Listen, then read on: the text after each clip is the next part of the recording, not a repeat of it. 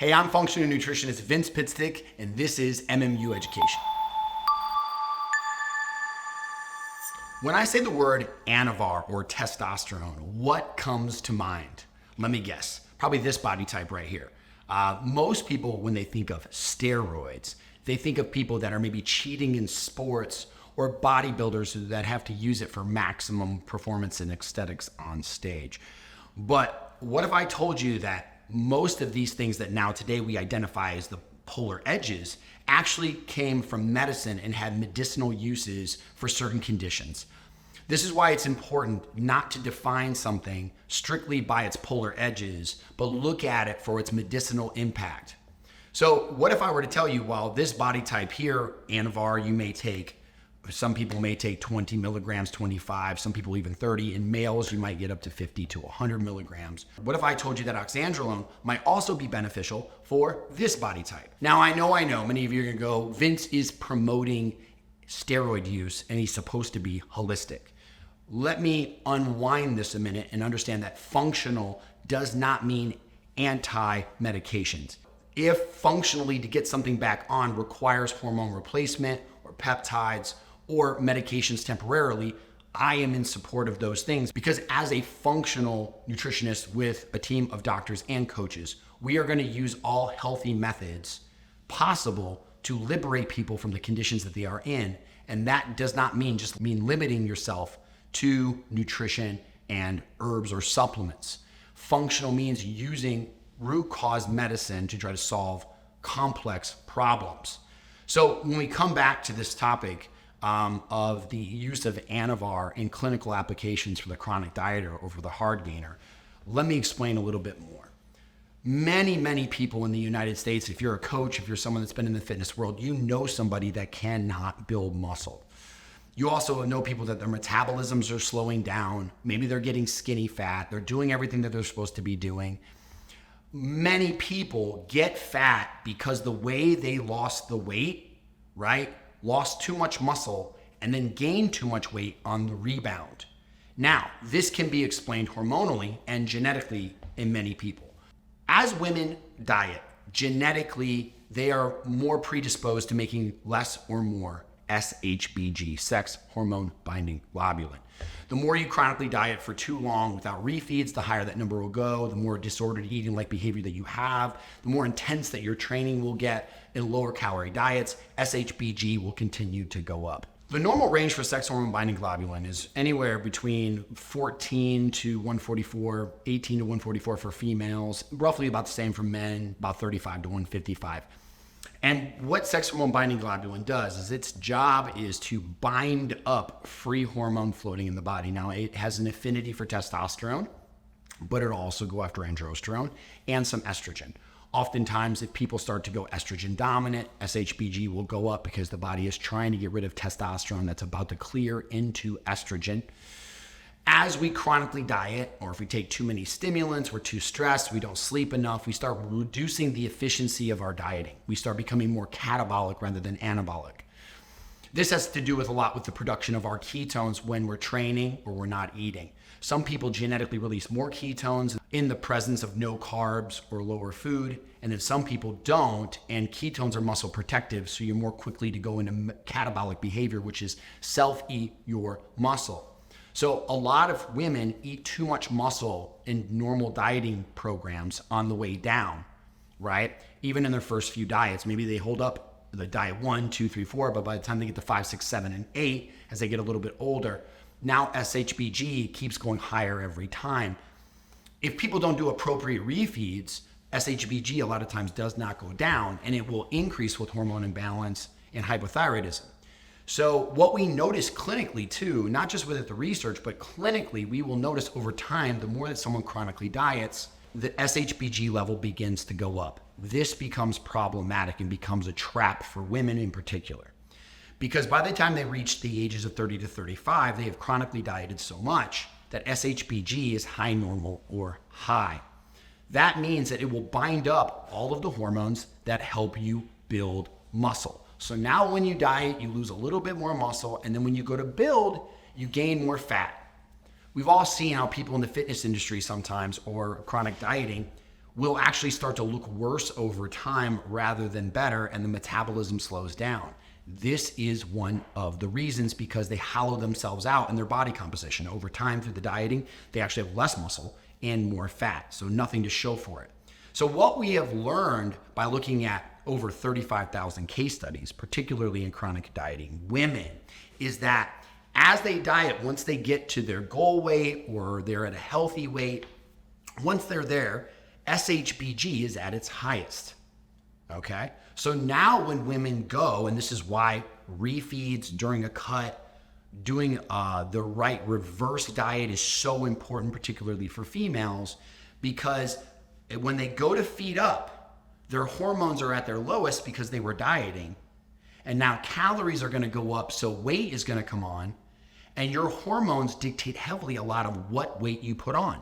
Is that muscle or is that fat? We find that women with an SHBG over 100 are way more likely to gain more fat than muscle in the reverse, which means they're going to make their problem worse, and they're going to have to diet again to get rid of the fat that they just built ineffectively in the reverse. So then once again, it keeps women in this cycle. I cut, SHBG goes up, I lose too much muscle. Then when I go to build muscle, I gain too much fat because my hormones aren't right until later. So for example, a woman, as she feeds up, usually hopefully if she feeds up correctly, 6, 8, 10 weeks, SHBG will begin to decline. But already by 10 weeks, if you have a high SHBG, that's 10 weeks of basically putting on fat instead of muscle. So, and not to mention, low sex hormone binding globulin has a lot of side effects. Memory loss, hypothyroidism, decreased libido, irregular cycles, low testosterone and androgen levels, and muscle and bone loss. This is why chronic dieting can lead to muscle wasting, osteopenia, or osteoporosis, and why the fitness and the health community need to take more seriously the effects of chronic dieting over the course of 20 or 30 years on a human being. Anavar, while it has a bad name, began with a medicinal background for muscle wasting and other conditions. While we may think Anavar is bad, you could make the same argument about water. That's right, water. If you were to drink water, it's one of the most important elements on earth. However, if you drink 3 gallons too fast, you would get really sick, and there are levels of water that you could drink that you could die.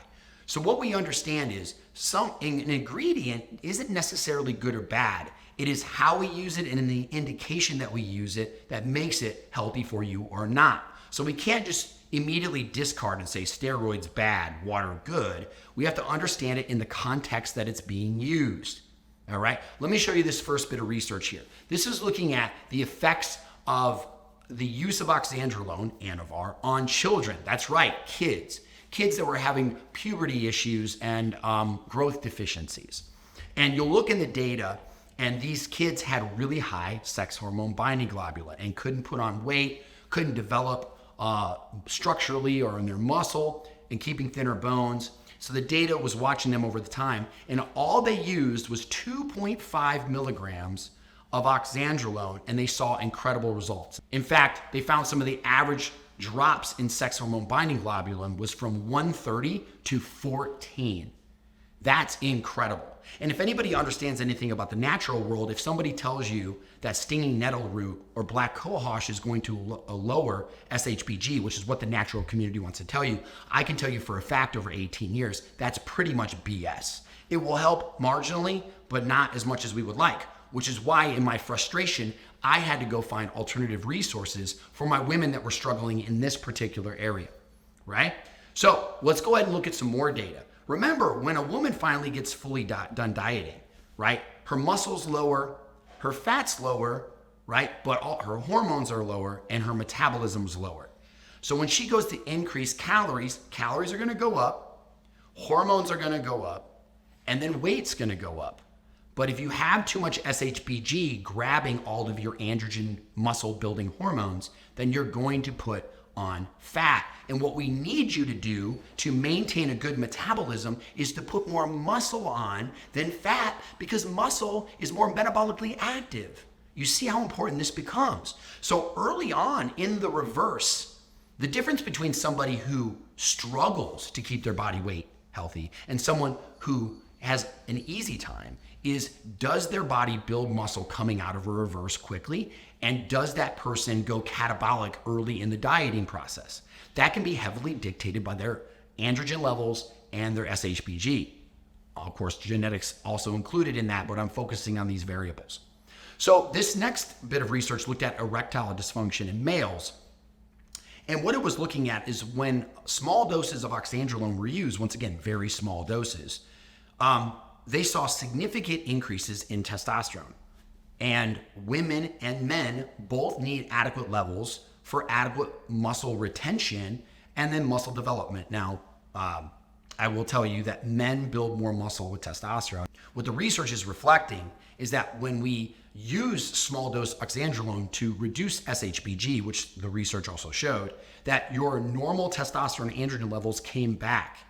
So how great would it be that right when you're done with the dieting system and you're about to go up and you need that muscle, we free up those androgens to be there to help you build, right?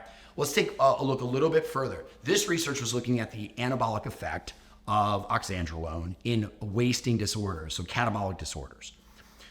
There are plenty of women who should not be using weights in a caloric deficit, because oftentimes they're eating too much of that muscle. They're stressed out already, they're doing too much cardio, they're training too much, and coaches and doctors are putting them on these low calorie, low carb diets. And even though they're losing weight and maybe even looking a little leaner, they're eating too much muscle around the way. They are mimicking a wasting disease because they're wasting important muscle that they're going to need later. I cannot express how important this is. So what this data showed is that there was significant improved body composition changes using very small amounts. Once again, not steroid doses, not doses that can cause medicinal harm, although that should be evaluated by a physician, a functional doctor. They used small amounts, and it's the key is they were able to liberate hormone by getting rid of the binding globulin. So once again, they saw big body composition changes. So even in a very short 6-week or 8-week stint of a very small amount of oxandrolone could mean everything to a female dealing with hormonal symptoms, dealing with diet symptoms, right? They can't manage her metabolism, and it keeps getting worse over time. So you can see, while you may demonize me because I am a functional or holistic first practitioner, I am heavily favoring the use of medicinal amounts of hormones in the right place, in the right amount of time, for very short periods of time, for safety and efficacy. Now, again, this is not medical advice. I highly recommend that you seek out a functional practitioner or talk to our team. We can get you in touch with one to see if this would be something that's right for you. If you like this content, please like and subscribe to the channel. Also hit the notification bell so you can be made aware of every Wednesday when we drop our new videos.